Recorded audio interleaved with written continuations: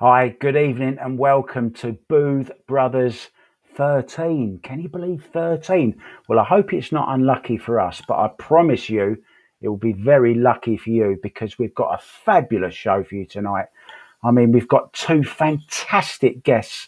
Earlier on, we had the amazing runner-up in the World Pool Championships just last week, Omar Al-Shaheen.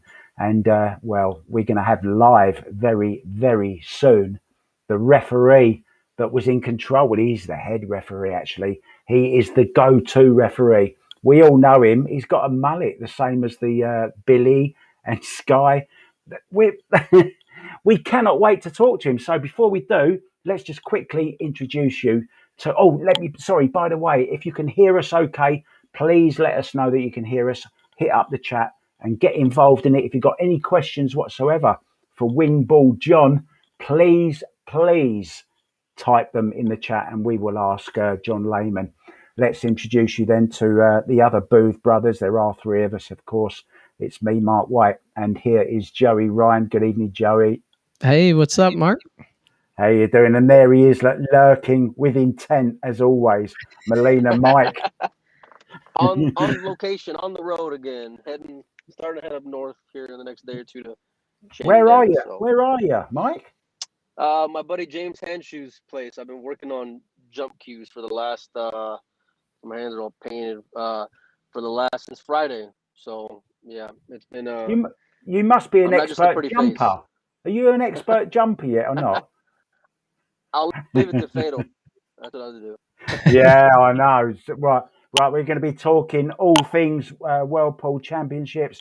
We've, as I told you, we've got a great interview with Omar coming up. We've got all the regular features, of course. We've got the result of our caption competition, and it was a mental one this week. It was Del Sim almost naked. It was, it was off-putting, to be honest. But it did evoke some fantastic, didn't it? There's some brilliant comments this week. What do you reckon, guys? Are you talking about this one? About this one? Get it off already. I'm glad that. We're not starting the show like that. Man. Hey, I have to ask. I really have to ask. Like, Mike, you're always going to these cue makers, and then you come back and your hands are dirty. Can you do stuff? You make cues and stuff? What do you do? No, well, I'm starting to go and do more because I buy and sell so many, so it's just natural to go and learn more on the repair side and the building side of things. So I don't think I have any aspirations of being a cue maker, but I want to be able to know what I need to do when I need to do it. So, and plus James is a good friend of mine, so help him go and get, I think we're going to try to do 35 here in the next 2 days. So it's going to be a grind. I'd like to get a first edition Melina Mike sneaky peek when it's done. Okay. You got it. Can you make me one? Hey guys, sorry to interrupt you, but you know what's coming, don't you? Very, very soon. Look, you know what that means. Oh boy! Oh, look, Mike. Here we go. Again. Or old 2 pieces back, huh? 2-piece cue in the house again. 2-piece cue. He's back, and he's piece cue. Every time. Tonight, I don't think people realize this, but tonight they get you twice, right? Because you told them about the guest. So Omar Al-Shaheen, we had a great interview with him, and Mark had a beautiful rap. It must have taken him months to compose. I don't know how he knew Omar was going to be in the finals at World Championship months ago when he started preparing, but it was a beautiful rap. And then we have another rap coming up too, which we haven't heard yet. So we're pretty excited about that. Yeah, I haven't heard it yet either. I mean, I've written it today, but I haven't really gone through it, but I will try it. Shall we introduce the most famous referee in the world, Mr. John Leyman? Let's get him on screen, shall we? Look at him. Look at him. Hey, everybody. Hey, what's up, John? There he is. John, we're going to get into the subject of the World Pool Championships very, very soon in Milton Keynes. I was there. We've all got some great fun questions to ask you. Now, guys, do you want me to get this wrap out of the way now, and then we can just concentrate on the normal stuff, or shall I leave it to the end? It's entirely up to you. I say let's I think you should do it now, just in case. I hate it, so I can bolt. Yeah, but that's why we'd rather you do the Oh, so that's why you want to leave it for the end. Yeah, and then we keep it right. Oh, here we go. And look, John, I haven't shown you this yet, John. Actually, I've actually saved this as a surprise. Look at that. That's my bling. Nice. It's man. nice, huh? Yes. Okay, so here we go. I've written like a little bit of a rap for you, and all this does is show how grateful I am that you're on the show. Because if I wasn't, then I wouldn't bother doing it. So Guys, actually, I'm honored to be on your show. Thank you very much for asking me. Oh, well, it was a pleasure to. Is the rap over yet or no? Or I'll tell you what, Mike. You can do one next week. You're gonna be rapper Mike next week. All right. I can't handle that heat, Mark. I'll leave it to you, buddy. Okay. We all bring something to the show. I don't quite know. Oh, by the way, Melina Mike brought something to the show for the first time ever tonight. He had a guest turn up, didn't he, Joey? Yeah. Yeah, he did. A lot of people behind the scenes don't realize this, but Melina's promised like 15 guests, and they all canceled at the last minute. And so he was able to get Omar on tonight too. But I promised the world, and then like all of a sudden their Wi-Fi goes out, or they're in the middle of nowhere. I mean, so I was like 0 for 10 up until today, but thankfully Omar saved my ass. May I say, Omar probably was just tremendous. I mean, he is one of the nicest guys in pool ever. He's such a great person. I've known Omar a long time, and he's just an amazing person. And I'll tell you what, John. I know we're gonna have a nice little chat with you, but if you can, please, sometime just catch the interview that we did with Omar earlier on. I mean, I was totally bowled over by him. I fell in love with the guy straight away. He's just so nice and so humble and so clever as well. And my God, very clever and very real. He's just an amazing person. Yeah. So let's get all the rubbish out of the way now. Okay. So I've written this, it's sort of aimed at you, John, but it's for referees in general, because I think you are the unsung heroes of the tournaments. I mean, you're there. You don't get to go and sit down when your opponent's shooting, right? You're on your feet all the time. You have to concentrate 100% every single shot. And trust me, I only did my B-class referee as a snooker referee, but I couldn't hack it. It's a tough gig, and you guys really, really don't get. I was averaging on my steps about 22,000 per day. Wow. You've ruined one of my questions, but it's okay. This is like Jeopardy. It's like Jeopardy. You're answering the question before. Oh, okay, never mind. Right, here we go then. Are you ready, John? This is especially for you and all your fellow referees around the world that give so much to the sport but never get the recognition they deserve. Okay? You is the guys who stand there forever. You has to know all the rules. You are well fit and clever. You have to watch all the time. You can't miss a thing. Like hands touching balls, their clothing and their bling. Sometimes it is hard to concentrate, the crowd pressure and emotion. Did the cue ball touch the rail? Was the other ball frozen? You also need good ears. The crowd, they won't shush. Are you 100% sure Sky and Billy didn't say push? Who is your favourite player? The nicest one to ref? I guess it's not Billy or Sky because they reckon you are deaf.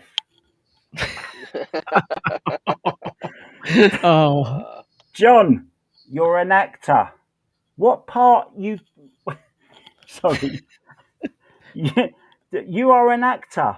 What parts you get with that hair? You could be in the Three Musketeers with that Sky and Billy pair.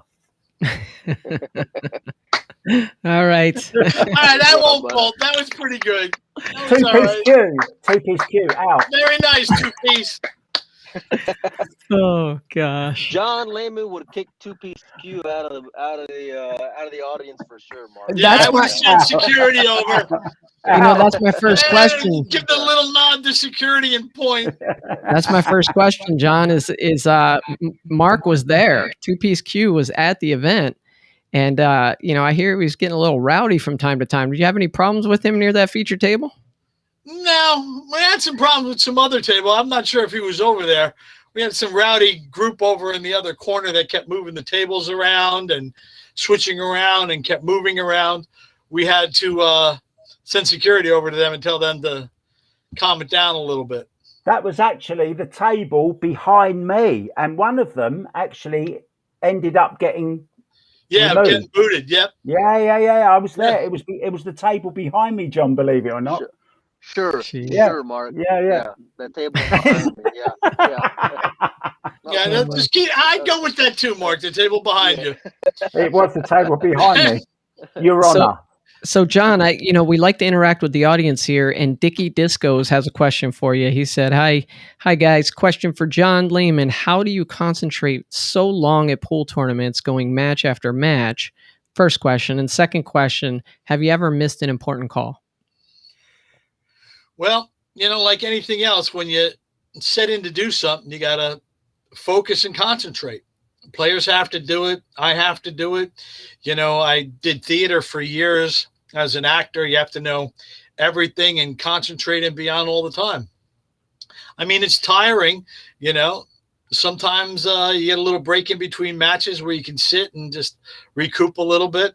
In Matchroom, we try and go one on, one off, back and forth with me and who's doing the event with me. Recently, it's been Marcel Eckert, who's been my partner in crime, and we've been switching off matches.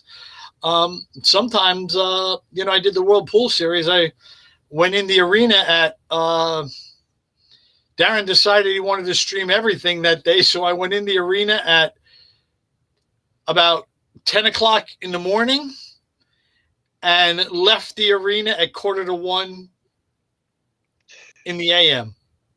Wow. And I literally did straight match after match after match after match, because we were on a time schedule and they decided to do it all. Somewhere around 10 p.m. at night, I started getting some cramps in my legs. I had to stretch out my legs, and I started getting some cramps. And, I got a little wobbly, and some people got me some water and a candy bar, and I got through it. But, that's part of the thing. You got to focus. Have you ever missed a big call? Oh, every ref has missed a big call. Yeah. And then that goes without saying. That. That's like asking a player if he's ever missed an easy shot. Ooh. I mean, I never have. They've all missed an easy shot. Okay. I mean, you just had an interview with Omar. Yeah. I mean, he played Chris Melling and he missed like an 8-inch 9-ball for the win. Yeah. Mm-hmm. And Chris won that game. And then Omar got back to the table in the next game and was able to win the game. But he had like a tiny little, easy little shot that, a beginner should make. And like anybody else, slight second of, a little bit of focus, or your muscle memory is not there or something, or you just, play too quick, or you think too quick. So, everybody's missed that. You try not to, but, do you play the reality is I'm human, not a robot, John, do you play pool as well, or do you just referee? I do. Yeah. Okay. I'm a pretty good player. I used to be really good. Now I'm only fairly good. So John, you got to play all the time. If you don't play, you just can't sustain high level of play. When I started reffing, I was, an extremely good player, and now I'm just an average player. But I don't play much. Why did you start reffing when you was a player? What attracted you to reffing? Well, I live in New Jersey, and back in the 90s, I had been running an arts center in New Jersey, and funding got kind of messed up, and I got laid off from the art center, and I had Richard Sacco, who owned Castle Billiards at the time. And, I had been going in, when I was at the art center, I'd work in the morning, have all afternoon off, and then go back for the shows in the evening. Because I had to run the shows for people who came in the evening. And all afternoon, I would go to Castle Billiards and play pool. And when I got laid off, Richie was very nice to offer me a job to help me out working in the pool hall, working the counter and stuff. And one day he just started asking me to run tournaments a night a week. And then there was a tour in the area called the All About Pool Tour.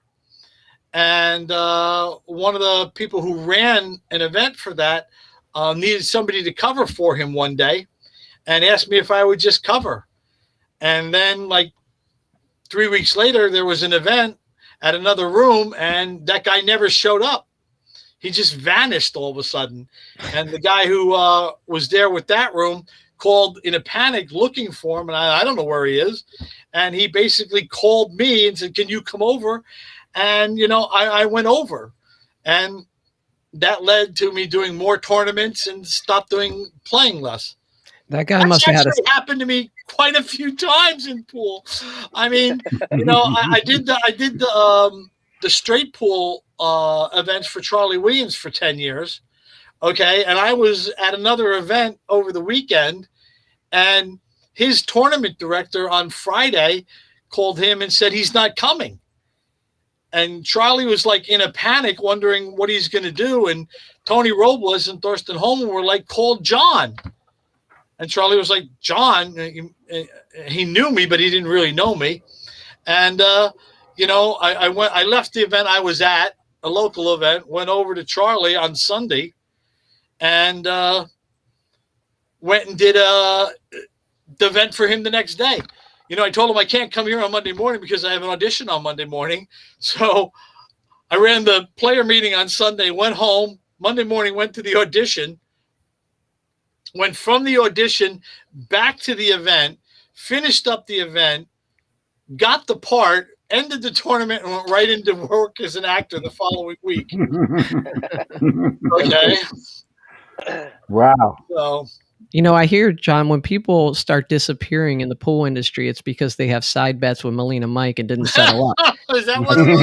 Word around town. So, you probably owe something to Melina Mike for getting your start with tournament directing and refereeing. But I'm curious about, we were joking earlier when we talked about having you on about, we wonder if you have a flat over there in London or something, or, because you spent so much time over there. Tell us about the experience of working with Matchroom and what that's been like for these last several Matchroom events. has been tremendous.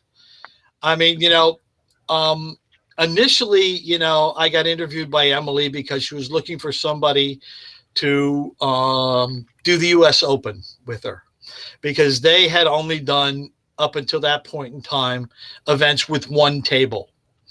And the U.S. Open was going to be 30-some tables. And they needed to go from 256 players to 16 players in 3 days. And most of the people that she had talked to, from what I understand, had basically told her, can't be done. She came to New York and met me at Amsterdam Billiards, and we talked for a while. And, I've run, 198 players over a weekend. So we'll figure out how to do it. And she brought me on to help with the U.S. Open, and I went out to do the U.S. Open with them and finished that. And they had talked to me about, coming to represent and do the Moscone Cup at the end of the year after that. And then in June, I was actually away on vacation. I was down the Jersey Shore with my family, and I had to come back on Sunday. And on Sunday, as I got on the highway to come home from Long Beach Island, from Long Beach Island up to where I live by where MetLife Stadium is. I live right by there. And as I got on the highway, I got a text message from Emily, "Call me, please, ASAP." My daughter, who I was bringing up with me, asked, "Well, do you want me to text her back?" I said, nah, don't worry. They don't need me till December. I don't know what she wants, but I'll call her when I get home. It's a 3-hour drive. I'll call her when I get home.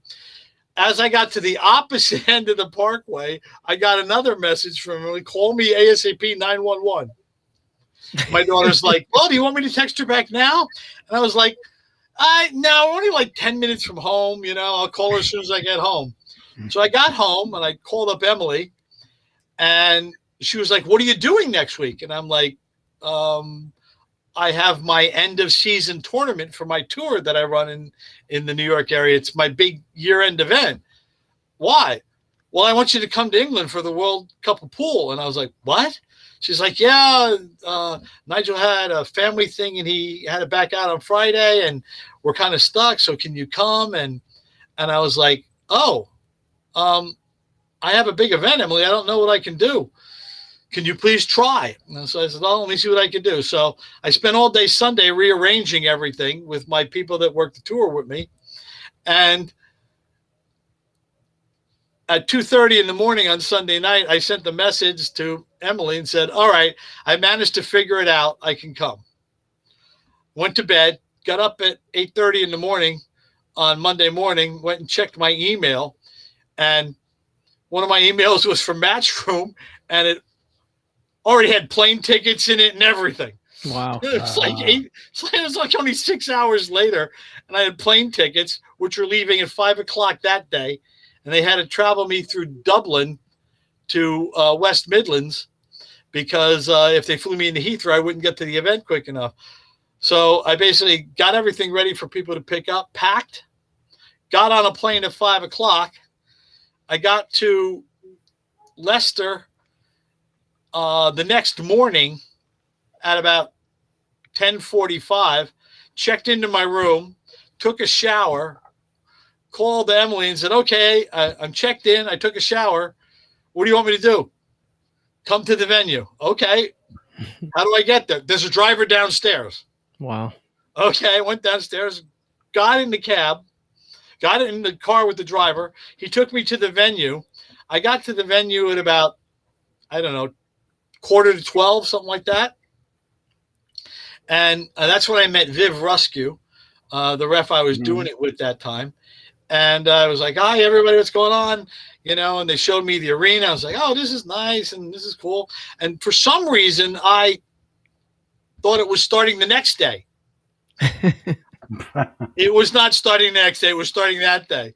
And I had to ask Viv, did you set the table up? So we quickly went out and marked the rack real quick. And they held the door for about 15 minutes. So we got out of the arena. And at 1:00, I was in the arena reffing a match. So I literally went, hired the day before, basically, got on a plane and right into the arena the next day. John, this is only a 3-hour show, right? Yeah, right. Yeah, I'll stop.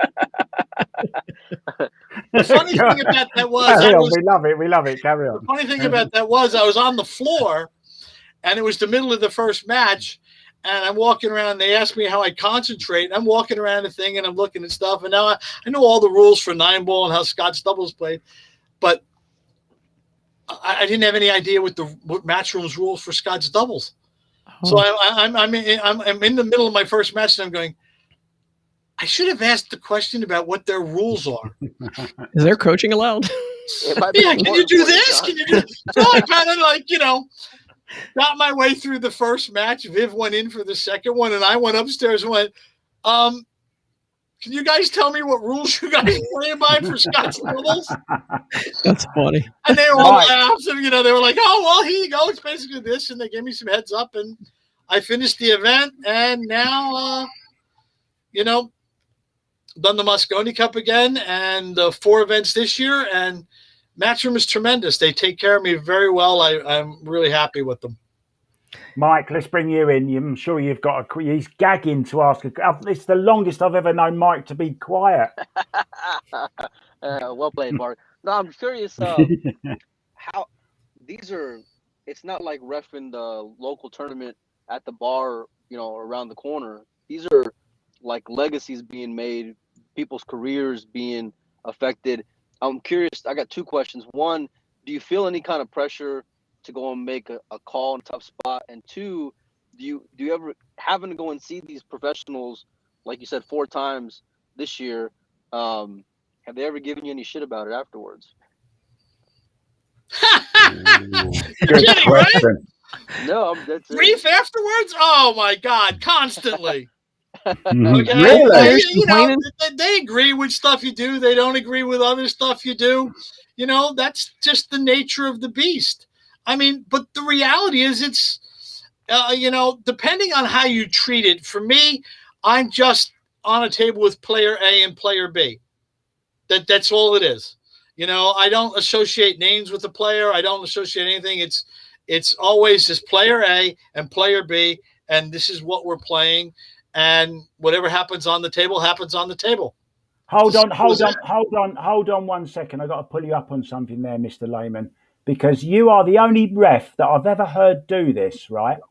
And I want to know why you do it. I love it, by the way. Why do you call the players Mr. Gorst, Mr. Shaw, Ms. Ocean? Why do you, you're the only person that ever says that. I want to know why you do it. One word: respect. I like that. Perfect. I like that. Perfect. That's Perfect. A great answer, yeah, great answer. Well done. I thought that because you're a class act. Yeah, lovely. I got one other Gary. question. So, how is it going and keeping some of these guys in line now? Like, this was essentially the first event with fans back. Do you find is there a balance between Matchroom putting on a TV show and that excitement and that air of people being there in the atmosphere, and you kind of being the ref and having to be like, y'all need to tone it down? Yeah, I mean, I like the audience. I'm also one of the refs that kind of play with the audience on breaks. I mean, you don't see that because it's not on TV, but if you're in the audience, if you're there live, that at some things they have a host, and I always ask the host, you mind if I talk, because I don't want to step on anybody's toes. But I play with the audience. I come out and I egg them on to say things and do stuff. I try and get them to cheer. I ask if they're having a good time. I love the audience. The audience makes it better. I mean, we need more audiences in pool. It's how John, we break out. John, I was there, right? But can I just say, I think it was a little bit over the top when you came out and started doing Shakespeare in between the raps. It's funny you say that. I've actually done that at one event. I didn't do that here, but somebody asked me one time, you're an actor, do you know any Shakespeare? And I went into like a little thing, it was funny. Yeah. So, John, we have some comments here. Nate Mindham, who runs the Cue It Up podcast, is actually one of our viewers here tonight, and he had a question about where you got the nickname Wing Ball, and do you embrace it or? Well, I'm not sure if that was Jason or Carl. That happened like one of the last few events. I think that happened at the CLP. That happened recently. It doesn't bother me. It's fun. It's all right. It doesn't bother me. I mean, the reality is if you're racking good and you get a tight rack, the 9 ball shouldn't move and the wing ball should go. Yeah. I mean, that's the reality of it. Yeah. So let me dive into that a little bit, John, because I know from my standpoint, when I'm racking my own, right, and I don't make that corner ball, I'm like, man, I must have done something wrong. And I think about it being in your position and racking the balls for these top players who know how to break 9 ball. Do you, like, if I were you, I'd rack the balls and then I'd walk around to the head of the table and say, please, Lord, let them make a ball, so there's no extra scrutiny. Do you feel that way? You sound like a true referee. That's what you sound like. I like that. Because, the reality is if they don't, you're going to get grief for it. Yeah. It has nothing to do with whether they didn't hit the one square and they came around it and they tried to cut break and they hit a little too far around the curve on the 1 ball, or they just didn't hit it sharp enough and they didn't make the ball because they broke bad. Ultimately by them, I racked bad. Yeah. John. So ultimately you're always going to get, oh yeah, it wasn't a good rack. John, you know what I'm going to suggest to Matchroom? You know, they keep the stats on the players of how many break and runs they got and how many balls they missed and potted and all that. I think they need to keep it. They need to start keeping stats on referees to see how many wing balls were made off of their breaks. And secondly, I don't think John's going to like that. Are you worried that you might lose your nickname as wing ball, John, after when they changed the wooden rack? No, I mean, the nickname came by when we were racking, with the regular triangle rack. I mean, that's when the nickname came about. I mean, the only time we used a template rack was during the preliminary rounds when we had multiple tables, and mostly that's done for a couple reasons. It's tough to set up every table. It's tough to get a referee at every table to rack properly. So the template racks tremendously change things. They make it better for the players. And, the biggest thing they do is save time. I mean, I did an event years ago and, we were way behind when the players were racking for themselves with a triangle rack. And, we started realizing that, in a race to 18, race to 9, which is 18 racks, players are taking 2 minutes to rack. That's in a match, that's 40 minutes of racking alone. Yeah. Just racking, not touching the ball, spinning it, flowing on it. Yeah. Okay. Go to a template and, it's 20 to 30 seconds. Yeah. What's your preference? We cut down that time from like 40 minutes to 15. That's huge. Right, I'm going to ask you one big question now. Should it always be template? Should it always be wood rack? Is it 1 on the spot, 9 on the spot? I'm asking you a lot of things here now. I'm on about standardizing the game of pool now. What do you think is the right way to go? 1 on the spot, 9 on the spot, wood rack, template, 4-inch pockets, deep shelf. What would you love to see? I'm just asking you as a fan of pool, not necessarily a referee. Well, I have, a whole different views of things. The rule books state what the requirements and specifications are for tables. I'm currently working on on an update of the CSI rule book. And, one of the things that it doesn't have in it is anything about lighting.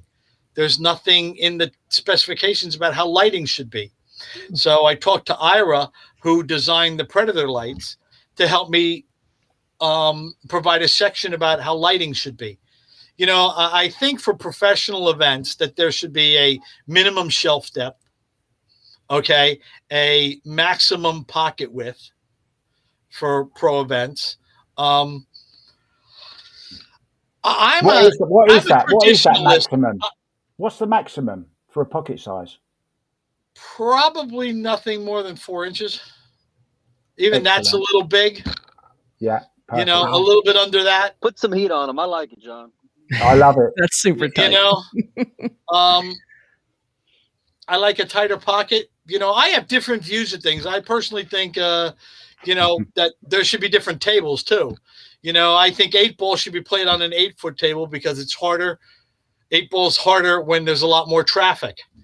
I think that banks, straight pool, and 1 pocket should be played on a 9-foot table. And I think you really want to separate the men from the boys. You put 9 and 10 ball on a 10-foot table. Oh, man after my own heart. I love that. Love it.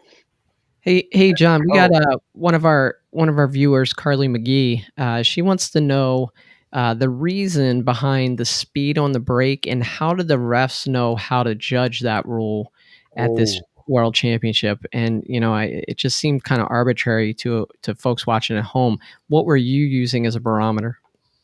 Well, we put in the rules. They put in the rules, and they've had it for a while that they wanted a forceful break. I had a lot of people send me videos. Is this a good break?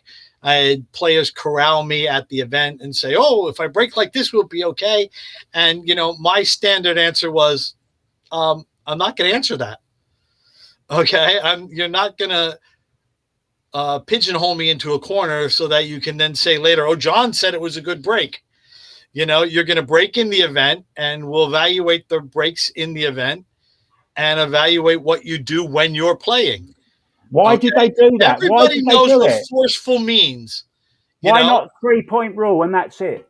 Why not 3-point rule, black and Matchroom white? doesn't like the 3-point rule because they feel it becomes confusing to the viewer.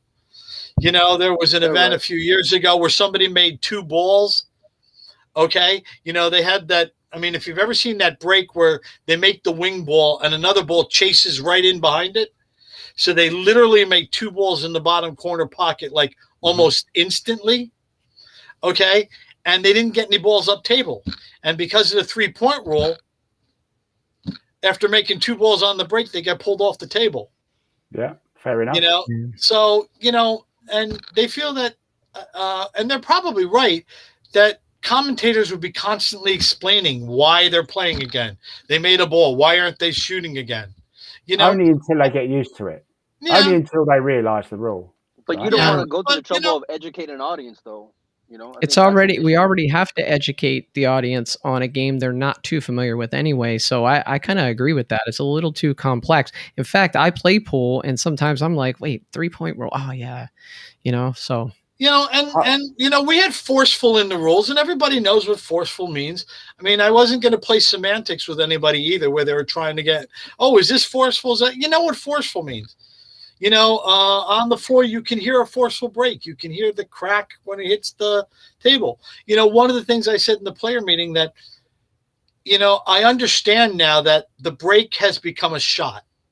When I was coming up in the 90s, early 2000s, the break was just the way to open the balls up.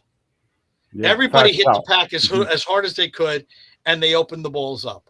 Yeah. Earl Strickland was a brilliant player because once the balls were opened up, he could get out from anywhere.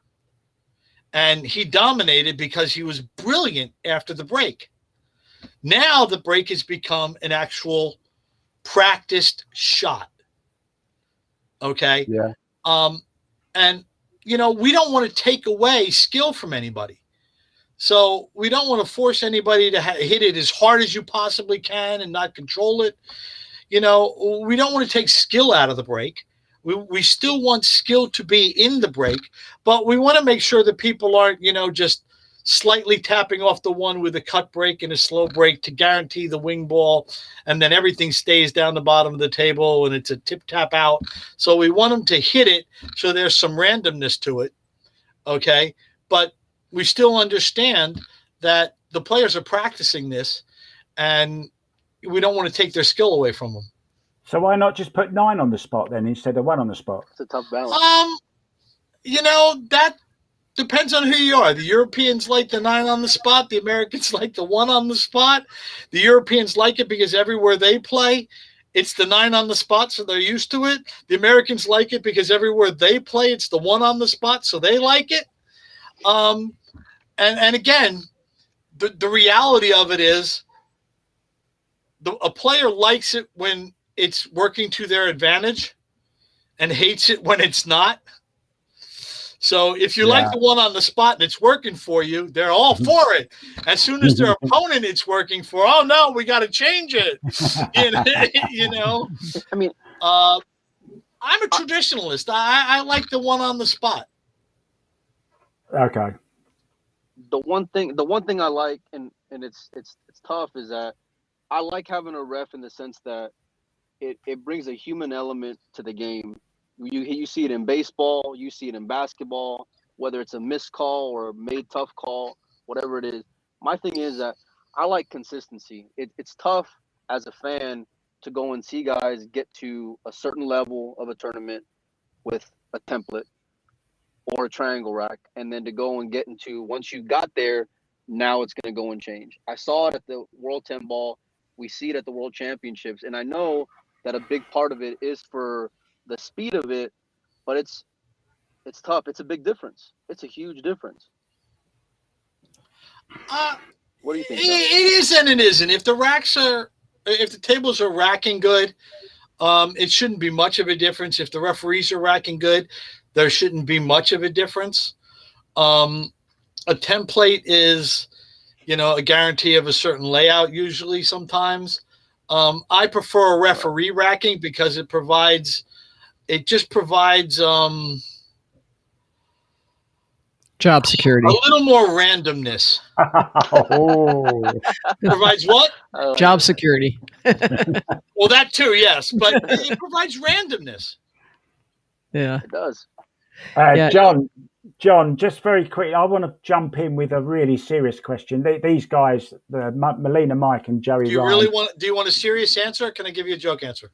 No, you can give me whatever answer you want to give me. I don't care whether it's truth, whether it's a lie. I just want to ask the question. I want to know, and it's the question on a lot of people's lips. A lot of people messaging me. Please, will you ask John Leyman, Wingball John, when you get him on? Who will be the first to cut their mullet? Will it be John Leyman, Billy Thorpe, or Sky Woodward? Who's going to get rid of the mullet first? That's a good question. I almost showed up with a different haircut for these events before I went to England. I came very close to cutting it. One of the reasons I've had it for so long, I now it's kind of mullet. I used to have just long hair. Okay. As an actor at my age, okay, I got a lot of parts because I was different than everybody else who walked in the room. Yeah. Okay. So I kept it for a long time because it made me stand out at auditions. That's how I got this job. Okay. See? So I got a lot of parts because of that. Do you know what? It's funny you say that, John, because we have, and I think he's your doppelganger, right? We have a guy in the UK called Bill Bailey. Yeah, I know. You know him? Everybody tells me. Really? Yeah, I hear it all the time. Put the pictures up. Look, there he is. It's Wingball John. I don't think so.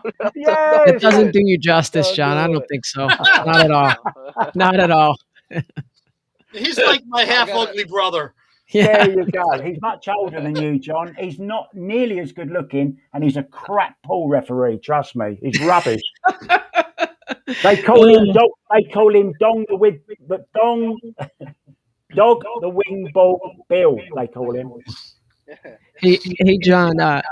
Quick question here: is there a player out there that is maybe more difficult to referee out of the top players than others? I know you don't go into it looking at like filler against Shaw. I'm not going to answer that.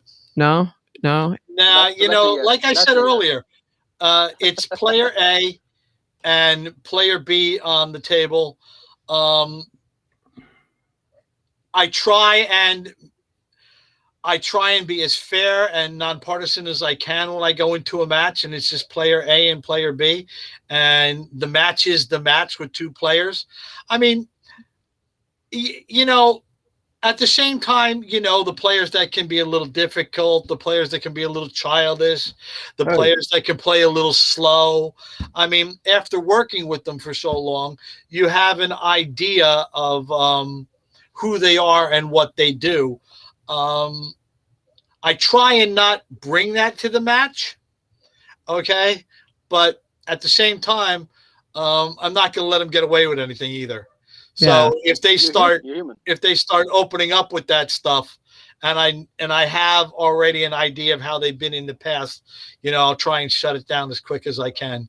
So but, at times you have to allow them also to show a little emotion, have a little bit, you got to give them a little leeway. You just don't want to give them too much. Mike, did you have something? Yeah, I got a question. How the hell did you let Earl keep on shooting whenever he was playing Shaw in the World Straight Pool? Because that video was one of the craziest ones of all time. I got to ask you, John, now that I got you in front of me. Well, Mike, one day we'll sit down and I will tell you the whole story about that call. There was a lot going on there when that happened. The reality of it was the right call. Okay. I went to there wasn't as much of a good replay system as Matchroom has. So when I went to watch a replay, the one thing that I didn't get in the replay was a very good audio portion of what was going on. So I really couldn't hear what was actually said by who and stuff at the table. But it was very clear what Earl was playing. I mean, he indicated the ball. Yeah. He indicated the pocket with his stick. He clearly looked at the shot in multiple different ways. There was absolutely no question what he was playing. Okay. That had a lot of bearing on it.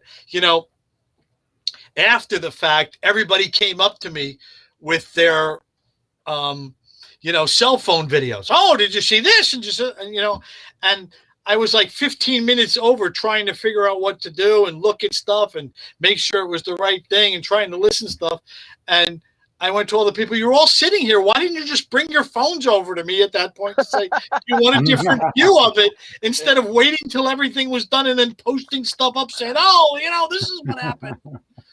John, I only have one more question for you, and then the other guys can ask if they want also, of course. I want to know, as an actor now, what part have you not played that you would like to play? I don't know if you're still acting. Are you still an actor? I'm still acting. I've been making a living as an actor.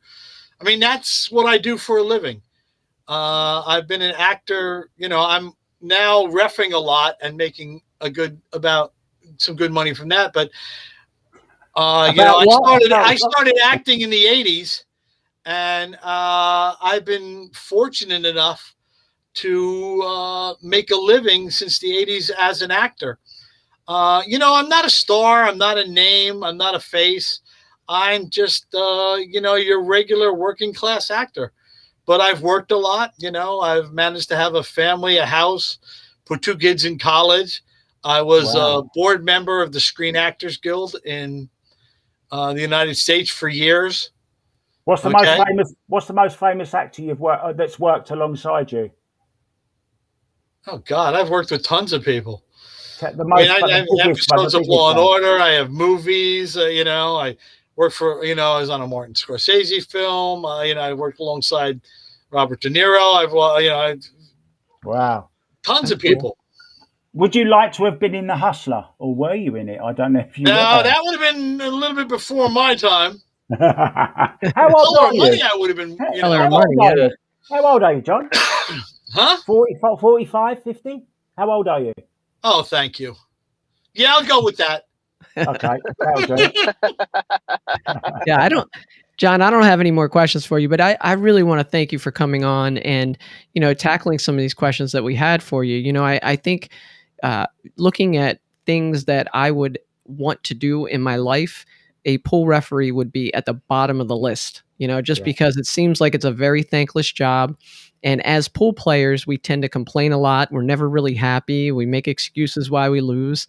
And so, just getting to know you a little bit on this interview here, it kind of speaks to who you are as a person and why I think Matchroom has hired you to handle all these events. And you've had so much success as a referee. Firm but fair, I would say, is probably my impression that I get in watching you out there. And so I just really appreciate you coming on. Oh, no problem, guys. I'm enjoying it. It's been nice. Awesome. We enjoy it too, buddy. John, for sure. Thank you so much. Thanks for the photo we had together at Milton Keynes, and I hope to come to the States very, very soon. Okay, so hope to see you in the States. And you going to come to the U.S. Open in September?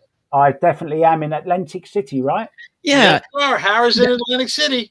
I wanted to 18th of September.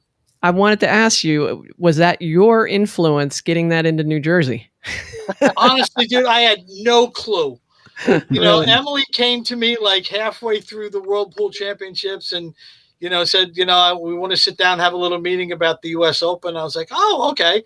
The reality is it's going to be another fun trip for me. I'm actually in Vegas from the 1st to the 11th for the Diamond Las Vegas Open and the Predator World 10 Ball and the CSI events.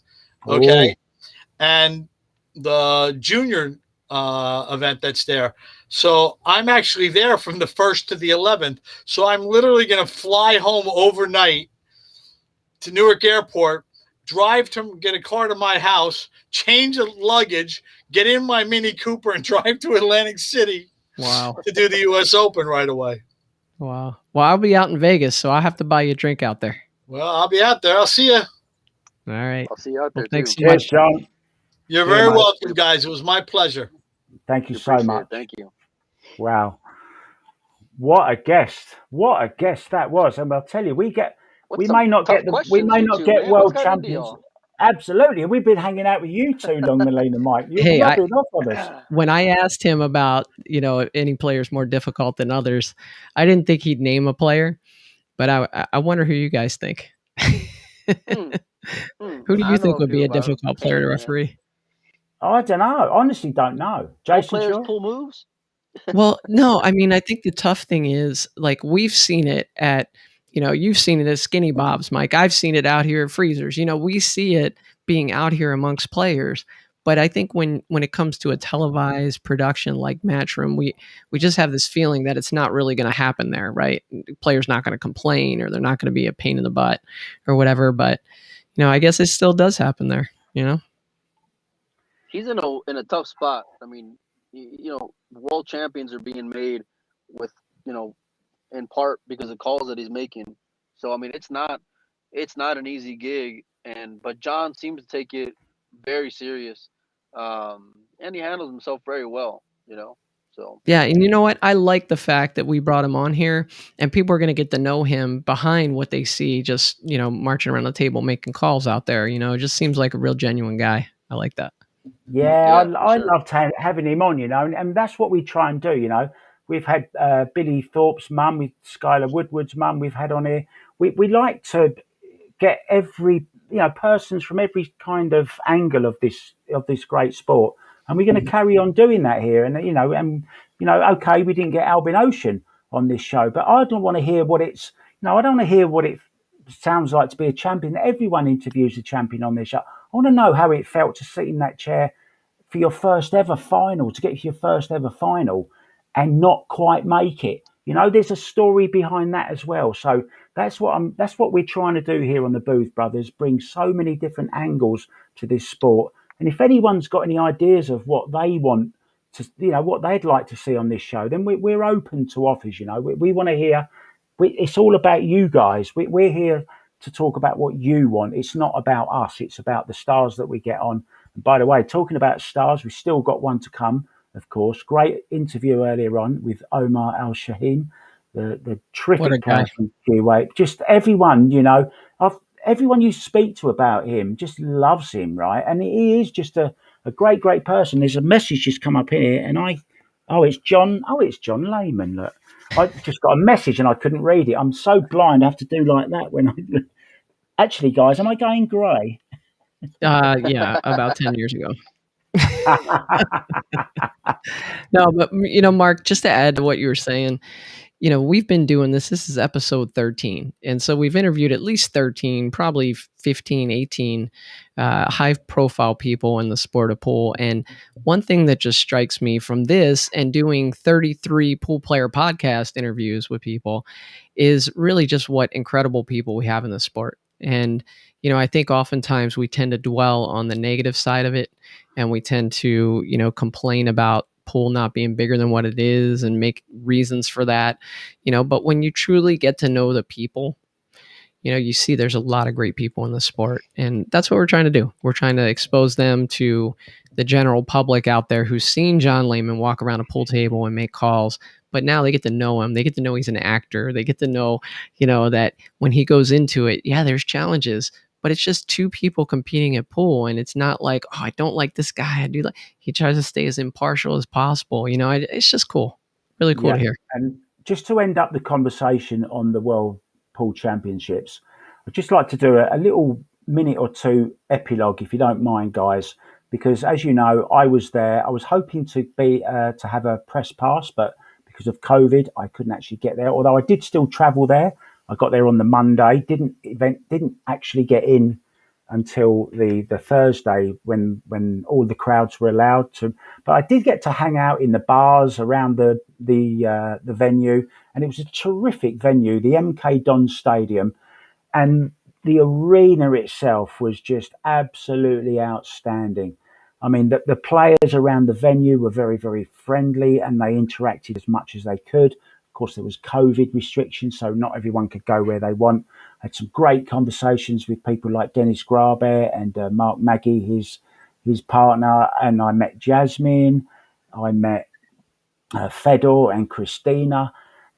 It was like a city of love between Pool fans.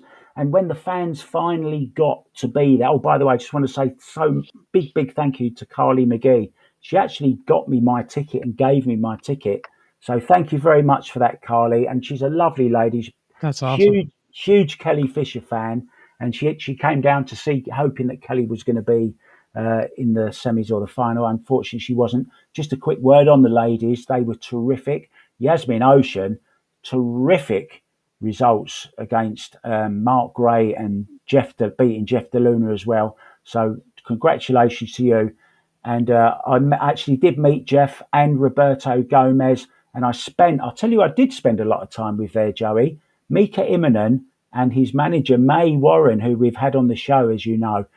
So big thank you to them as well. They really were so kind to me, and they've actually invited me up to London next week. Mika couldn't get into the first Euro event, which starts in Austria at the weekend because of his quarantine. He can't get into that event, so he's decided to stay in London. They've rented an Airbnb and they've invited me to go up, and I'm going to go up and play some pool with Mika around some pool halls in London. So how cool is that? And Take that, that's no. I lost it. That's cool. Mark, I saw that picture of you and Jasmine, and I have to say it was a little creepy, man. You were like really nestled up tight to her. I don't know, a little bit of Joe Biden sniffing going on. There was. I said, "Do you mind if I get? Do you want me to stand away from you? Is it okay?" She said, "No, it's okay because obviously there's COVID." Right. I'm just messing with you. Stuff and that. But no, I did get as close as I possibly could. She's just she's so much more beautiful than she is on the TV even, and I met Christina Tkach, and I'll tell you who else I met who came up and saw me, the lady that went the furthest, actually, Veronika Ivanovskaya. Yeah, and I just want to mention her, and unfortunately we're going to lose her from the European tour because she's with Vincent Halliday, one of the South African pros, and she's actually marrying him, and they're going to go and live out in South Africa. So I wish you well as well, and keep your game up, Veronica. Believe in yourself. You can go all the way, as I'm sure Christina will, Yasmin, and all the other girls. Margaret Fefilova, of course, was there as well. Actually, her and Tyler didn't do too well in this. I was quite surprised at Tyler's performance, Mike. What do you reckon to him? I mean, there was just so many stories for me with the World Championships. Come on, then, tell us.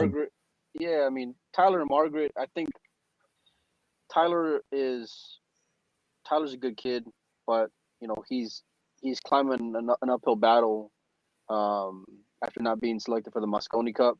So I think he had a lot to prove, and for me, he came up short. But it's 9-ball, right? So I'm looking forward to seeing Tyler do what I know he's capable of and bounce back and continue to have a strong season. And he's got to perform at the U.S. Open. There's no two ways about it. It's a really tough spot whenever you're an American and you're going into such a deep field, because you have to perform when there's 5 other guys that are there essentially going for 2 spots, in my opinion, maybe even 1 spot.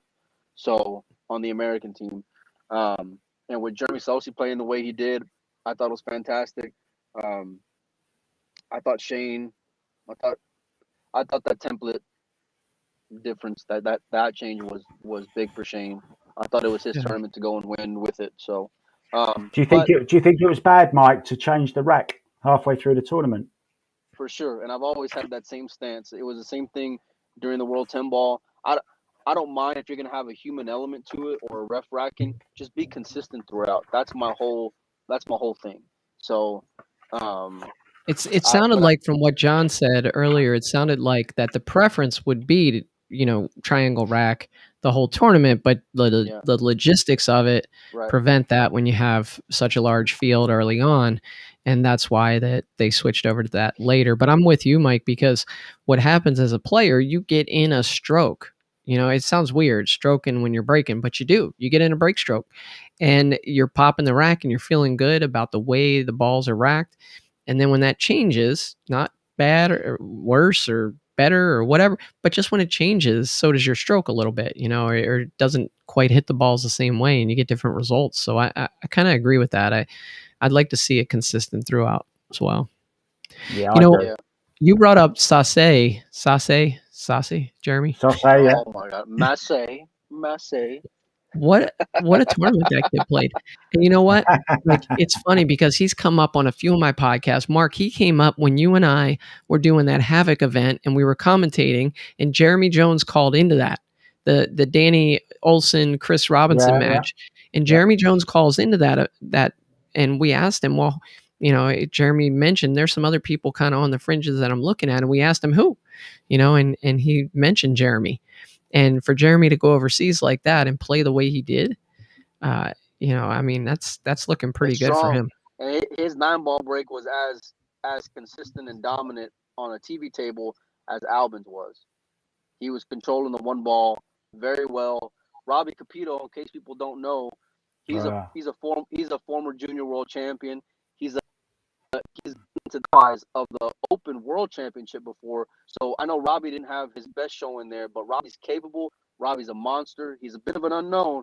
But for Jeremy to go and handle Robbie the way he did was pretty big, in my opinion. And it's all about poise and how you go and handle pressure and just do your job, man. That's the main thing. You have to do your job whenever you're there. It doesn't matter table conditions, everything else. Everybody's on the same field. You have to go and do your job while you're there, and Jeremy did that. So, about a decade ago, when I was playing in DC, Northern Virginia area, Jeremy would come down through I-95, and he'd play in some Planet Pool events and things like that. And I remember a good friend of mine, Mike Davis, pro player in North Carolina. Now, I'd say to Mike, like, what does this kid do good? I mean, because I look at him, he's not flashy, but he's constantly getting results. And Mike says, he's got a really good break and he tries really hard.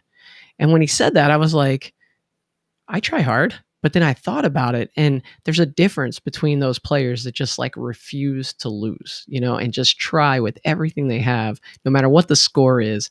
And he's got that factor. He's got that it factor of never giving up, and it's hard to teach that, it's just something built in.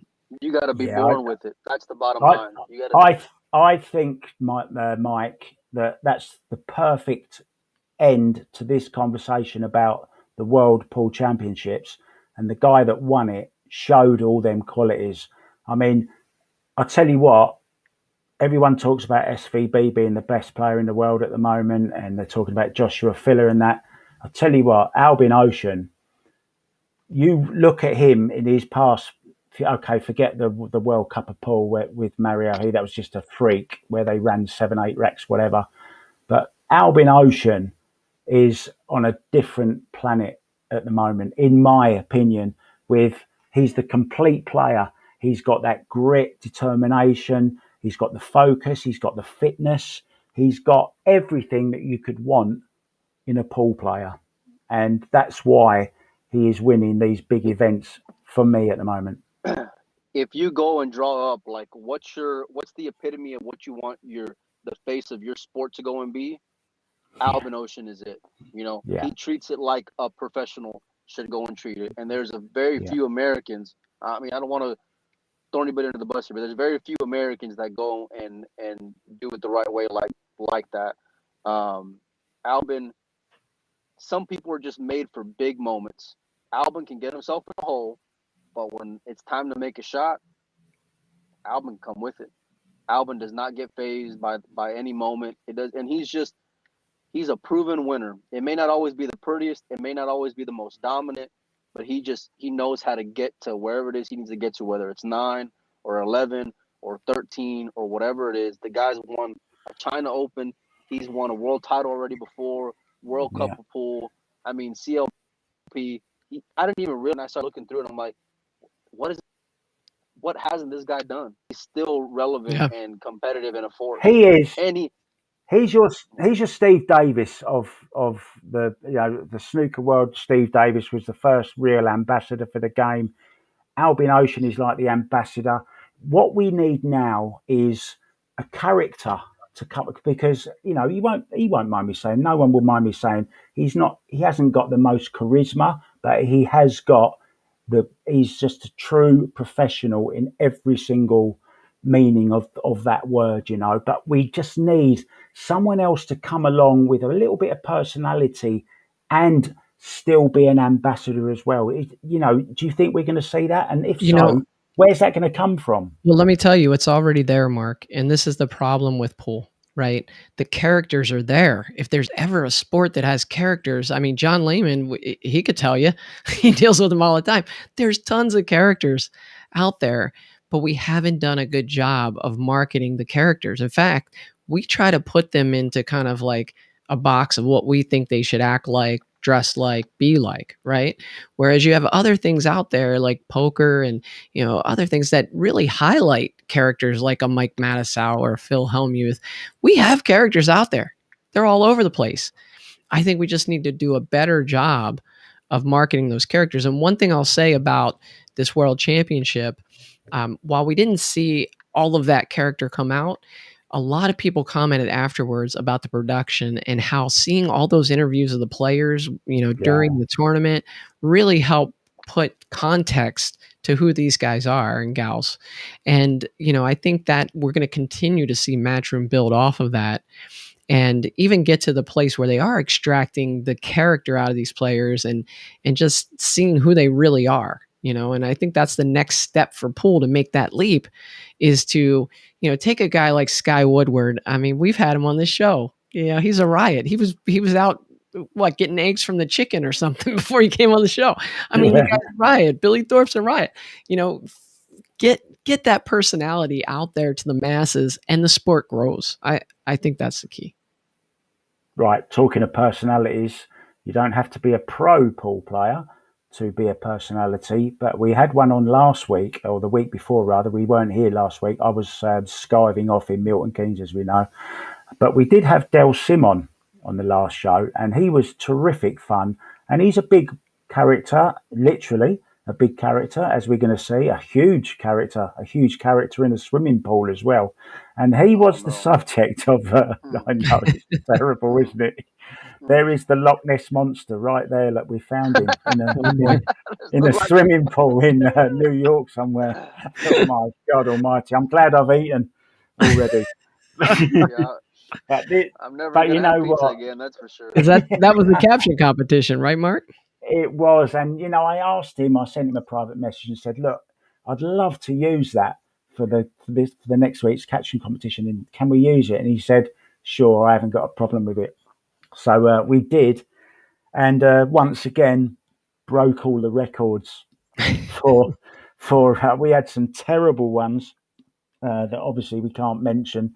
There was lots of what might be underneath that pizza slice, and why has he got such a big pizza slice, and lots of things along there.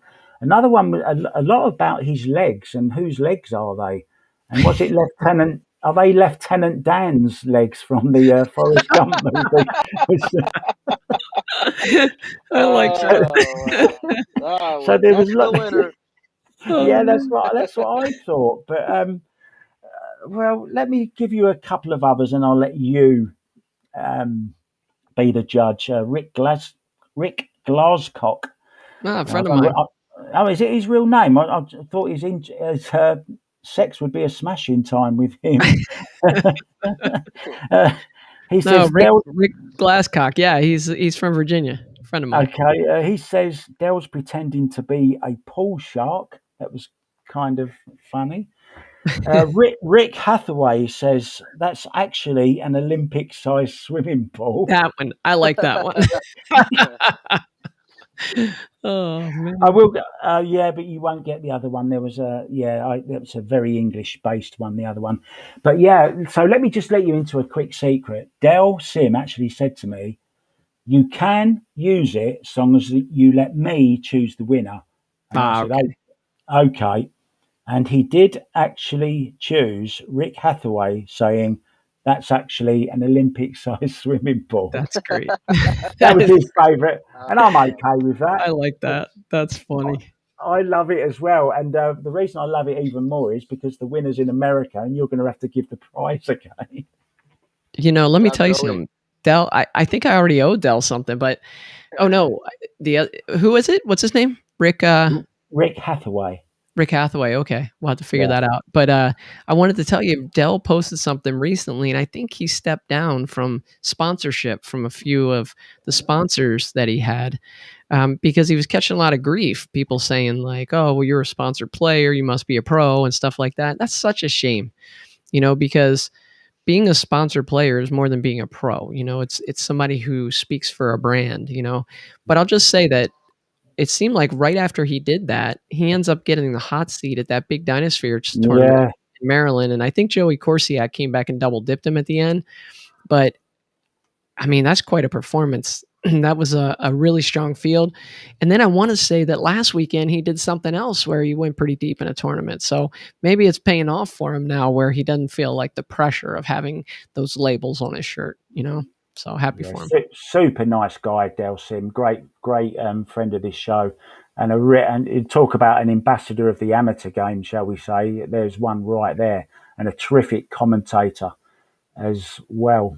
Look, we're going to prick Mike's ears up now because I can see that he's losing interest in this. And do you know, Mike, we haven't mentioned one pocket, and I know we're going to talk about the upcoming challenge match very soon, the rematch, shall we say? But there's just a shot that we've chosen from, and we thought you might appreciate it because he's one of your favourite players, and we've had him on the show also, Tony Chohan, and just have a look at this shot from the last big tournament he played in. Have a look at this.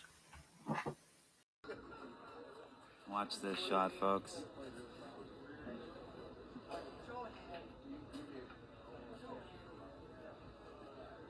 That all you got? Is that all you got? Yeah, that's a buddy of mine, Benny Breaks, Ben Sutherland, with the call there. Oh, is it? Nice The little four four-railer. railer. Mike, are you still with us, buddy? I'm here. Can y'all hear me? Yeah, but your video's locked up, man. I'll tell you what, you've Yeah. got the wrong T-shirt on tonight. You don't look very motivated this evening. As the Mike. evening wears on, I get a little. I've been up since 6 a.m. So excuse me, guys. But no, yeah, the four railer by Tony. Kyle, had his back up against the wall. That was a fantastic match. Tony saw, and Tony, that's what you get whenever you watch Tony.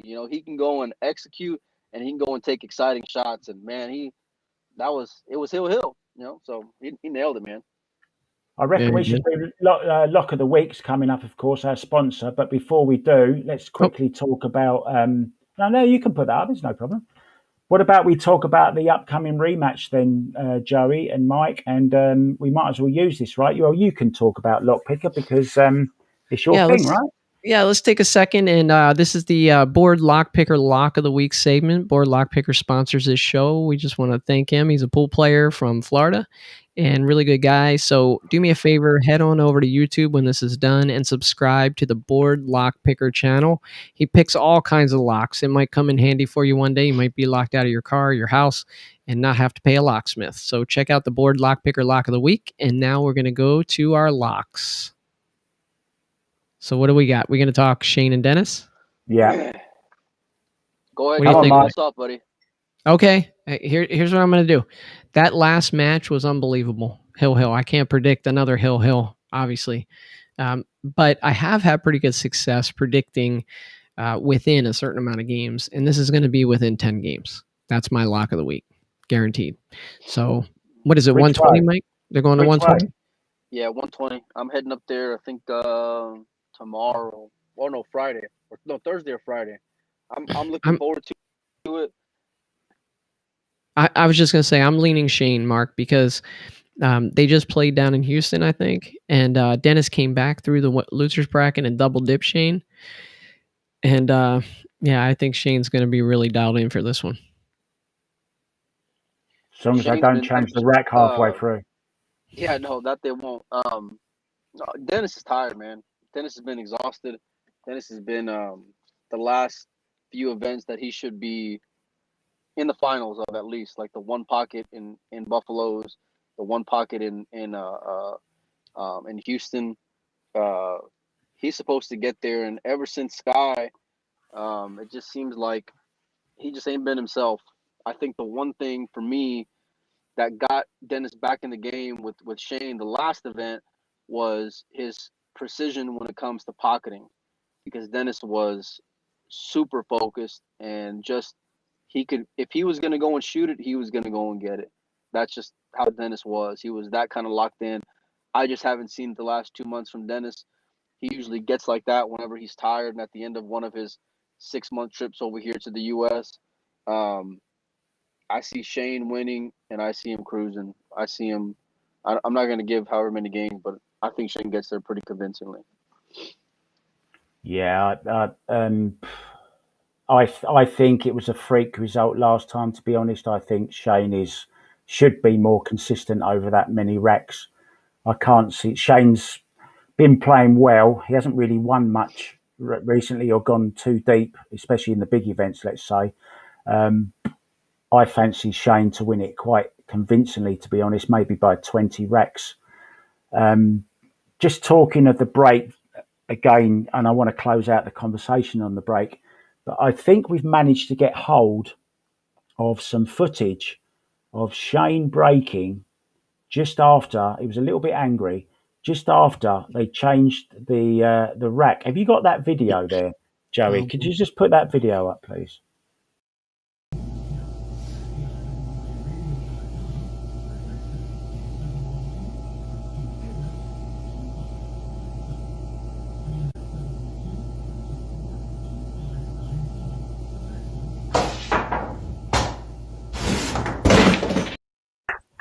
That's a table clearance, right? That was a break and run. That had to be set up, Mark. He had to have like a razor blade on his tip or something, don't you think? Oh no! I just love it. I just love it. Honestly, I hope it's real. I think it is, because I think he looks so angry. You know, I don't think you can act that unless you're like John Leyman, of course. Unless you're that good an actor. Yeah. Give him the Shakespeare. Yeah. So look, earlier on, we had a terrific interview, and if you're watching still, please don't go away.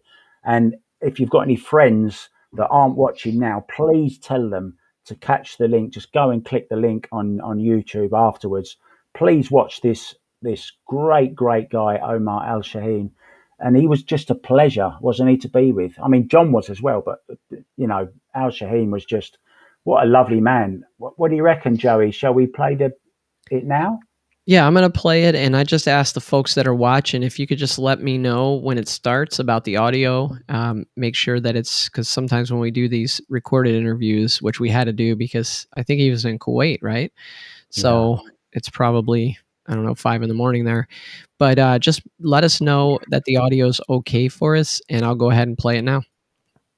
Hi, and welcome to our very special guest tonight, or one of them. Of course, you've already seen Mr. John Leyman, and how good was he? So great to have you with us still. And I'll tell you what, we're going to be joined by, well, he was almost the world champion. He almost made it. And I think he surprised a lot of people. But after the final, he's not going to be surprising anyone now. I mean, he's lost all his shock value, that's for sure. So let's introduce him, can we please? We are so lucky to have with us on the Booth Brothers tonight, Mr. Omar Al-Shaheen. Good evening, Omar. Good evening, Mr. Mark. You know, I'm glad to be here with you guys. You know, I like people to hear from you. I was like a little bit busy. You know, a lot is going on in my country, so I take it as like if I get in this show, so people will hear from me, and that's awesome. I want to talk to everybody. I want to play anybody, everybody, and I miss all the friends back, like back second home, Texas. Come Oh, on back, Melina buddy. Come on Mike, back. Melina Mike. No, people don't know Omar's a regular staple at the Texas Open, has gone deep many times.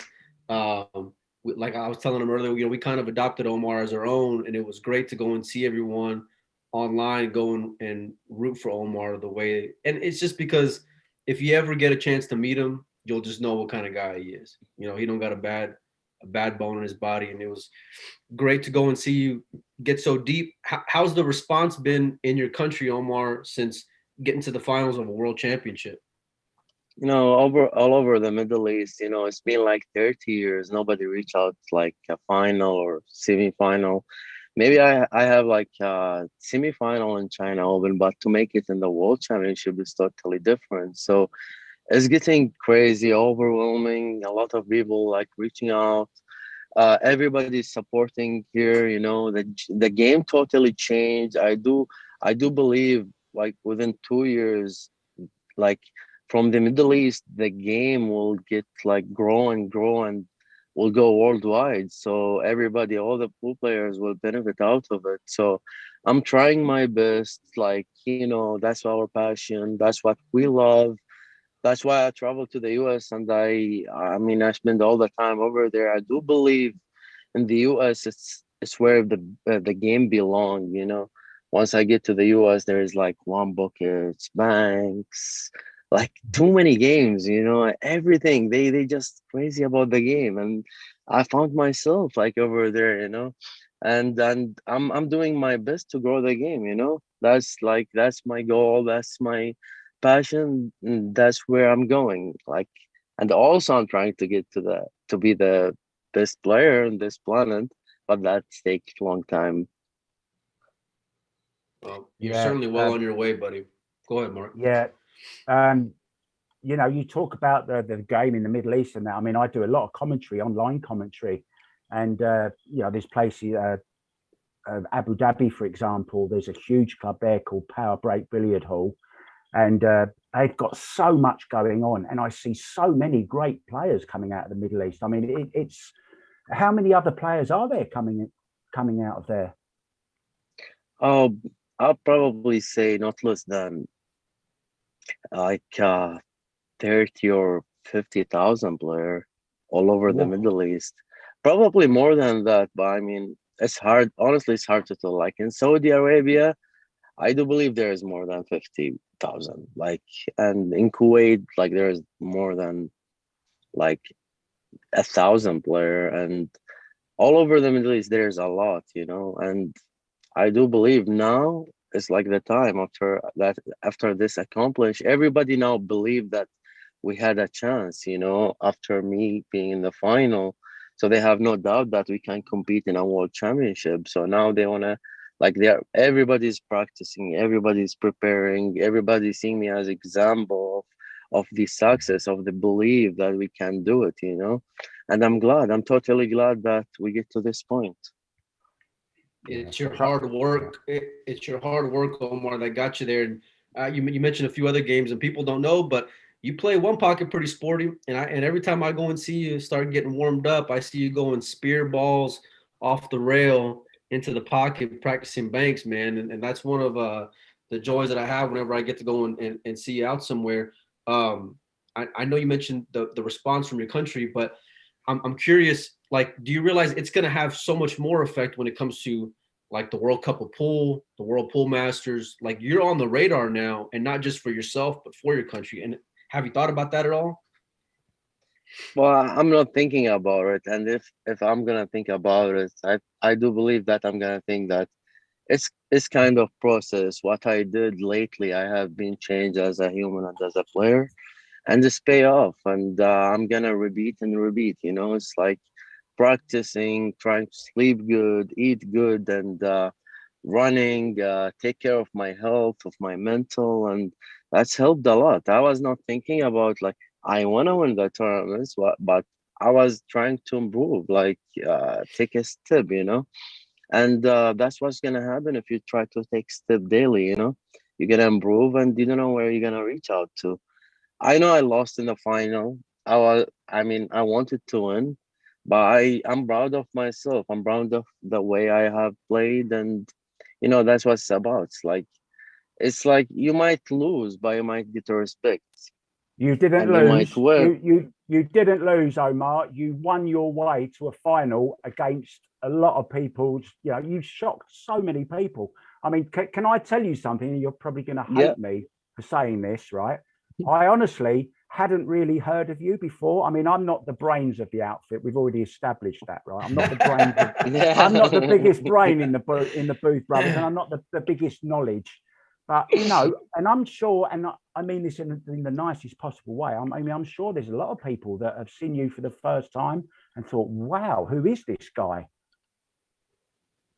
So I'm just a Kuwaiti have a passion for the game and try to do the best and like do something, and reflect that on everybody and reflect that on everybody. And it's like not only doing better, make other people doing like better. I know there's a lot of people like in the US too, like they will take me as example. I mean, look, if we know Omar, we hang out with Omar, we know how he was, and he was trying, and he learned the banks, he learned the one bucket. Once he get to the US, he was not playing those games, and look now, he's like he achieved, he make it to the final. So I know that they're gonna take it as example. I'm proud of that, and I'm gonna keep doing that. I'm gonna like it's just do it again and again. Excellent, Here, Joey. yeah. Come on, Joey. You keep talking. Come on, say something. Yeah, I always to ask questions last, Omar. I don't know why they do that to me, but I as an amateur pool player, I know that every tournament is different, right? Some tournaments I play, it's just I get out there, I feel comfortable right away, I start playing well. Sometimes I struggle through matches. Take us through the event. How did you feel during the event? Was it one of those events where you started playing better as it went on, or did you start out on fire? Tell us about it. Honestly, like in the event, I start solid. Like the first match I played, like I won 9-0. I run out like probably 7 runouts in that match. I felt like I'm ready, but I was telling myself this is the first time I played the first match in any tournaments. Like I started good, so I was telling myself keep going. But after that, I was struggling. Like 64, as when it gets to serious point, I was feeling like pressure, but I tell myself keep calm and be in the moment and realize what's happening. So when I was like the first match in the 64, like 8-2 down, I was telling myself this: stay calm, realize what's happening. Okay, you missed this ball, you missed that safety, but it's okay. Like you don't have anything to do about it right now. You just do your best and try to do it like the right way. And step by step, like even like in 32, I was down all the tournaments, honestly. And I do believe because I was taking care of my mental and always realize what's happening in the moment. It's not just a dream, it's not what I want, it's just play the right shot. It's play, do the right thing. And I do believe because I was doing that 3 months earlier before the tournaments, that's what's happening in the tournaments. I had a good decisions. Like I was taking always the best decision. Even in the semifinal, I didn't play any much in the TV table, all the tournaments. And once I get to the TV table in the semifinal, I I lost everything. Like I cannot make a ball. I cannot make a position. It's totally different table. But when I was 6-1, I laughed. Like I was like I was laughing like crazy because within myself, I know there's a lot of people don't know what's happening, but at least I know what's happening. I'm realizing it, and I was telling myself, well, even like I don't know the table, so I need to adjust it. If it's 6-1, what should I do about it? I was smiling because I know that I figured out the table and I have a chance right now.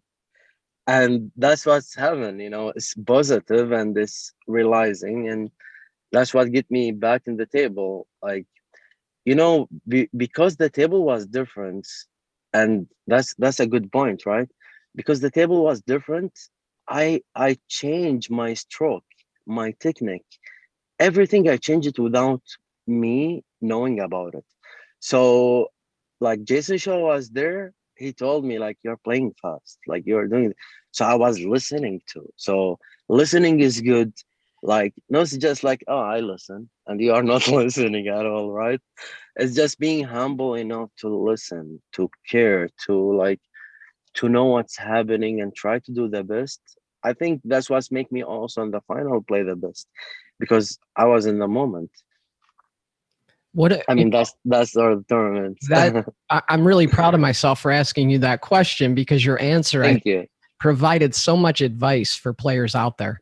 I think if people listen to this show and listen to your answer to that question, their games are no doubt going to improve. There were a lot of questions during the event when people started seeing you on the TV table about your cue. I was curious myself. It looks a little longer.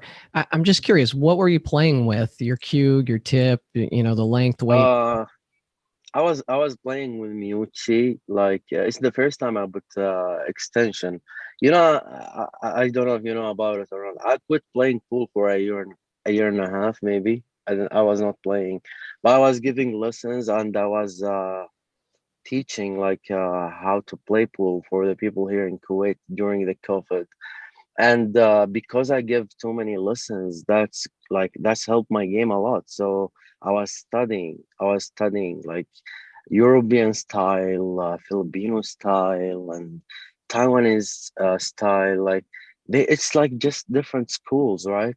Like for the European, like they have the best talent, like technique, like the fundamentals. It's just for me is the best. Filipinos, they have like that strategy and like humble attitude. That's okay. Next, okay. If I lose now, next match. Okay, let's go. Always and try to fight. Right?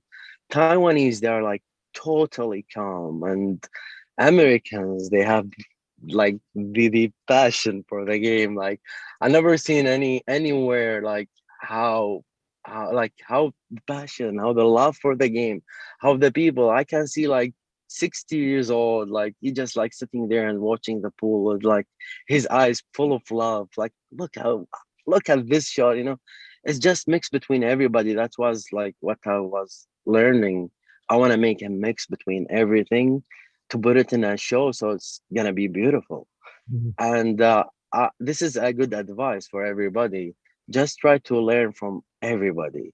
From let the universe like surrender for the universe and let it help you. Everything happening, get the help out of it. Listen and like as you told the question you asked.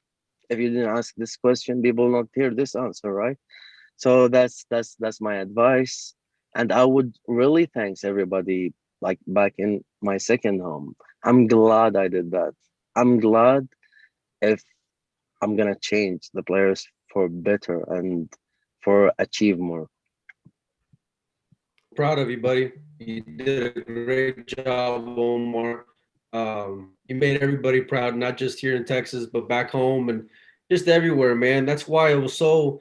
I try to like whenever I'm going and talking about a tournament or an event, I try to let like my emotions stay at the door. Like I don't want to be a fan or root for anybody, but I was like, man, I was rooting for you, buddy. I really was. I know you. I know you brought. I was. What you I know you you gave brought it me? up a little bit. You Go helped me ahead. with the break. You helped me with the break, you Molina. Like Yeah. before the So match. oh, it was brutal though. So he's playing Dodong a set, and I think the night before you had gotten your brake cue stolen, if I'm not Yeah, mistaken, right? Wow. yeah. So his sponsor asked me, Mike, do you have a brake cue? Well, I just came back from Omega like the day or two before, so I had like 3 or 4 BK rushes at the hotel, and I said I'll be right back. So I ran over there, go and get him a brake cue. Thank God I did, but Dodong played phenomenal that set, so there wasn't much you can go and do, Oh man. But yeah. Oh yeah, I would yeah. do it. He's a great I he's would a do it great player. for Yeah, sure. No doubt. I want to Uh, hear, we got Mark White here. He's got the hat turned backwards. He's got the two-piece. yeah, but I that's want to not the hear from reason. him. Oh, no. Okay. No, that's not the reason. I just wanted to very quickly pick up, although I have got a couple of questions hidden within my rap. You know me, Joey. when I ask my questions, I do it in rhyme. So I will get to that in a second. But I just thought that was one of the most brilliant pieces of advice I've ever heard a player say about taking the Filipino, the European, the Americans, and mixing all of that and taking the best from what each country has that they actually bring to the game of pool. And that's one of the most genius things I've heard, because I love to go on about the European technique and that, but I don't know whether you noticed on a particular post that I put in the Matchroom forum during the tournament that I just love I was really loving the fact that there was 3 Americans, because I just loved the way they played. Okay, they haven't got the best technique, but they've got this passion. They've got this unique way of playing the game, Omar. And I think that's genius of what you've done, to take those little bits and going to them countries and studying these players and taking all those little bits of information that you can from each nation. I think that's genius. And the Taiwanese thing, the Taiwanese bit about you taking the temperament from them, their calmness, mix that with the European technique, the genius of the Filipinos, with their kicking and their creativity, and then the American passion. I mean, you can't get any. That is a complete pool player, super right player. there. Super pool. Yeah, exactly. It's a dream team, all in one person. Fantastic. I mean, you could have a Mosconi Cup team on your own. Never mind anyone else. You've got everyone.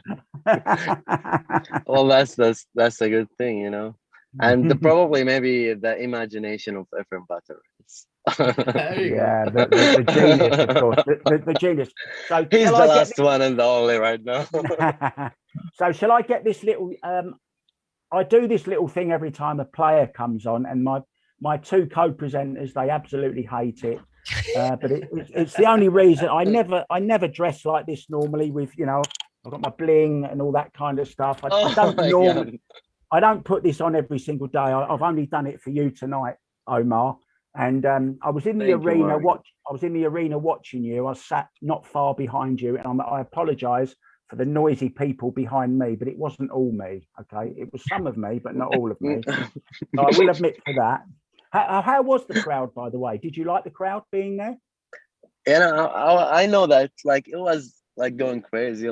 There's some people calling my name, but most of the people was with Albin's side, and I mean, he was playing tough, honestly, and I was focusing in the game, and just not paying attention, because once you get out of your mental mood, focusing, you will miss the ball, It was crazy, and I loved that Matchroom, the way they run the tournaments. Honestly, they have the best setup, the way when we walk with the fire, everything was perfect. I really would I would love to thank Matchroom for doing this event the best. I'm looking forward for playing more tournaments with the Matchroom. I do believe they are they will do the best for our game. With you guys, with everybody, we'll grow everything. Yeah, let's go from here. New generation. Well, Mark, I think it's time for the wrap. Mark, shall I get this out of the way? I apologize in advance, okay, Omar, but I hope you understand some of it, because my rapping isn't the best and my English isn't too good either. But here we go then. This is especially for you. Runner-up in the 2021 World Pool Championships. This is especially for you, okay? Thank you, Mark. Thank you. Yo, I has a few questions for you, Al-Shaheen. How do you feel getting so close to the dream? You was nearly world champion. At one point, you led. You got $25,000, but it could have been 50 instead. People are asking, where are you from? And what's your Fargo rate? What Q are you using? And what's your Q weight? You see what I did there? What's your Q weight, man? I thought that would get lost in translation. It doesn't matter. I'm going to carry on. Not long to go. Don't worry. Keep going, Mark. Keep going, Mark. You have my support here. Just keep going, bro. Now that I has rapped to you, I'm a new friend. Out of 25,000, how much can you lend? I is only joking. I don't want money for free. I will play you race to 4, but you give me 3. There you go. Do that. That's not bad, Mark. No. You outdid yourself, buddy. Mark, that was perfect. Honestly, that was perfect. I'm glad you liked it. Love you, Mark. Love you, man. And I'm looking forward for the race to 4. Yeah, I'm not. Go on, Melina. Anyway, I mean, really appreciate like these guys. You know, I really appreciate it. Sorry for everybody that I'm not responding. It's within 2 weeks I'll be there. I miss everybody. Like I really miss everybody. I mean, let's get back to the action. Now we gotta get back to the action. What is next for you? What's your next tournament? Oh, sorry, Mike. What's your next tournament? As I told you, it's like Junior North, but I'll spend all the time. You know, as you know, like I moved to Texas right now, and I'm staying in Wichita Falls, like with Roberts. I would really love to thank them, like my family, like Roberts Bound and Allison Bound. I would really thanks my sponsor Brina Paul. That's never doubted me all the way to the top, and looking forward to go farther and farther. Thanks guys. Without you guys, I don't know if I'm gonna achieve this or not. Looking forward to achieve more and playing more, and yeah, here we go. Terrific. Hey, Omar, it's been an honor to have you on the show. One thing I love, and one of the reasons that we do this is obviously to promote the sport. And we're very selective about the people that we have on here, you know, and everything that I had heard about you leading up to meeting you, I can see it, right? You're just this humble, honest guy that's just really trying to put in work and become better. We have some mutual friends, and I knew through those friends the type of guy that you were. So I'm honored to meet you. You have a big fan of me. I was pulling for you, and I'll continue to pull for you. And I really appreciate you coming on and talking to us today. I'm really happy too, brother. I'm seriously happy, and I'm glad now my circle will get bigger and bigger. I'm meeting new friends, and all for the best, you know, brother. All for the best. Okay, accept my Facebook friend request. Right now. Right now. Yeah, and Roberto, sorry, Omar. If you send me a friend request, I will accept it. All right, I promise you. Yes. Yes. Thank you so much. It's been a pleasure. What a great guy. I mean, I never got the pleasure of meeting you at Milton Keynes. I was there, as I said. I wish I'd have got to meet you, but I'm sure one day we'll meet somewhere. And you've got a long career ahead of you. Thank you so much for coming on the Booth Brothers. Thanks, guys. Thanks, guys, to let the pool grow. Thanks, guys. Seriously. Omar, I'm real proud of you, buddy. I'm real happy to see your success. I'm glad you made the best of your opportunity, and I'm beyond happy for you, buddy. So keep working hard, and I'll see you soon in Texas, buddy. See you, buddy. Take care, guys. Take care. Okay. Cheers, Omar. Take care, mate. All right. Wow. I'll tell you what a show we've had tonight. Getting so much great feedback from it. 2 great guests tonight. Started out with Wingball John, and then to end up with the runner-up in the World Pool Championships of 2021. And what a lovely guy. I mean, guys, let me just ask you very, very quickly, what did you get out of that interview with Omar? Well, first of all, we're friends now on Facebook. He did accept my friend request. And me, he sent me a friend request. That's awesome. I haven't accepted yet.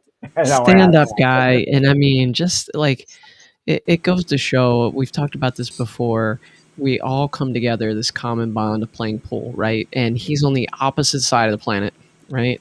But we've been brought together through this sport that we love. And, just somebody who you could tell has a huge heart, is a giver, and just a really humble, thankful guy, and I'm very impressed with him, and I'm a big fan. Mike? It's gotten dark on Mike out there. I don't know. Did good. Mike, you still there? Yeah. Okay. Sun's setting over here. Yeah. No, we did good, and Omar was great. Sun's rising where I am. I get to know a lot of people. Yeah, I get to know a lot of people, and it's crazy that when we do these interviews, I get to know them even better. And like John and everybody else, just know different aspects of their personality that I didn't get to know before and appreciate. So I'm real happy to be here, boys. Yeah, and I'd like to wrap it up just by saying, do you know what? I think we have something good here, us three guys, and we are the Booth Brothers. And we really do need to try and get a picture of Mike in this, in our little logo there somewhere. So if anyone wants to redo a logo for us, we want to get Mike in the picture, because he is a Booth. We're Booth triplets now. We're not Booth Brothers. We're Booth. We can still be triplets, and we can be brothers as well, right? But Maybe no, thanks, guys. Yeah, Mark, maybe we could just get Mike's hat on both of us in that picture. There you go. Yeah. I'll be photobombing in the back there. Yeah. Well, guys, thanks again for another great show. I'm hungry. I'm going to pick up my chicken wings. Just one more thing. I want to say thank you to all the viewers, because you really are the reason that we do it all. If you don't watch, then we don't have anyone to talk to. We love doing what we do. If you want to get in contact with us, please reach out to us, Booth Brothers, Joey Ryan or Melina Mike. Any ideas you've got, any pictures you want to send us, videos, we'd love to receive them. Thank you so much for joining us. It was an absolute pleasure to do this show tonight. Thanks to John Leyman. Thanks to Omar Al-Shaheen, Melina Mike, Joey Ryan. Good night.